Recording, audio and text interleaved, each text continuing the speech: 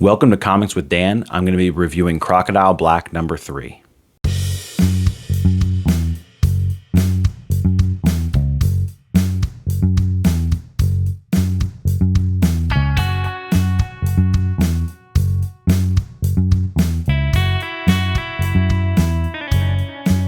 This book continues to get more and more disturbing as we go along. We last left off with Danny assaulting someone in a bar, which was extremely jarring, but I didn't think that it was all that surprising, given the path that Danny's been on so far. Danny continues to pour himself into Leo Black's life. Back in issue number 1, we see Danny talking to his therapist about his escapist tendencies, and there's nothing more escapist than what Danny's doing right now. Danny reading Leo's journals in order to become more like him is as escapist as it gets. Some other pieces that have moved further along are we get a little closer figuring out what happened to Maddie. We see Danny's family sort of a little more panicked that he's missing.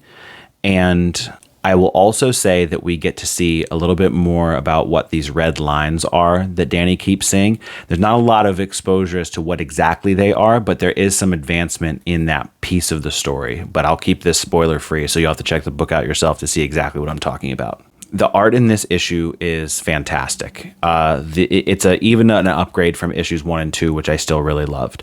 Because this issue escalates in terms of drama and action so tremendously, the art escalates right along with it. And as Somnath Pal put on his Instagram, there's some Ryan Otley-inspired gore that he put into this book that is absolutely wild. It's some of the best pages that I've seen Som put out so far. All the detail that he provides in his pencils really allow for the creepy vibes to come through that Philip Kennedy Johnson is putting out. I genuinely think we're going to be talking about Som with the Marco Cicchettos and Dan Moras of the world in a year or less. Patricio DePecci has been coloring both this and Void Rivals, and it's just amazing to see how differently these books were colored, but how well they were both colored. Void Rivals is more of a space epic, while Crocodile Black is a more horror mystery thriller.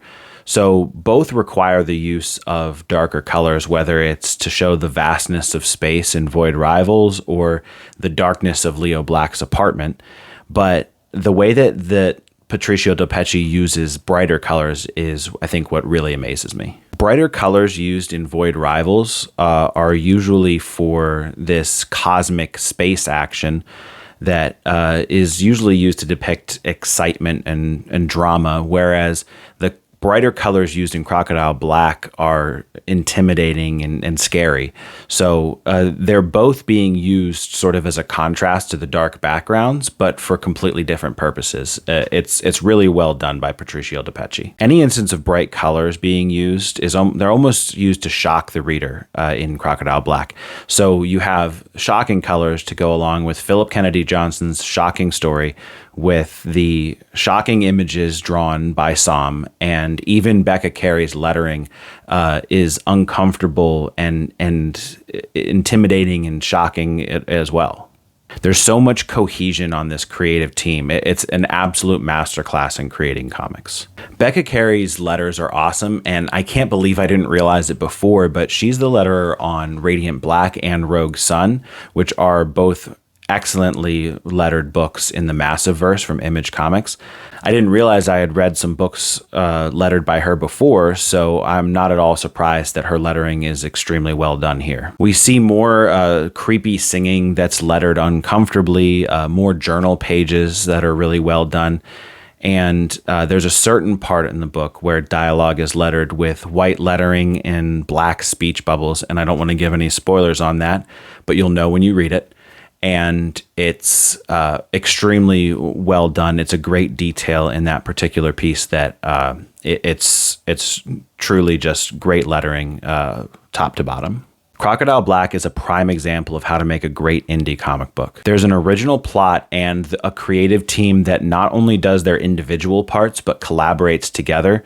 And each of the creative team members, their part of the creative process is used to tell the story.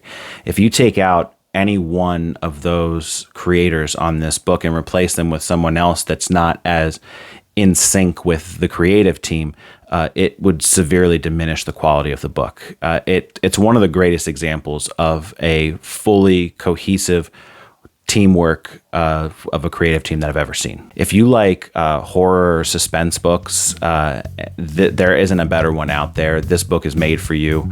Definitely go check it out, especially this issue where it really escalates quite a bit. Make sure you like the video, make sure that you subscribe, check out my other videos here, and thank you for watching.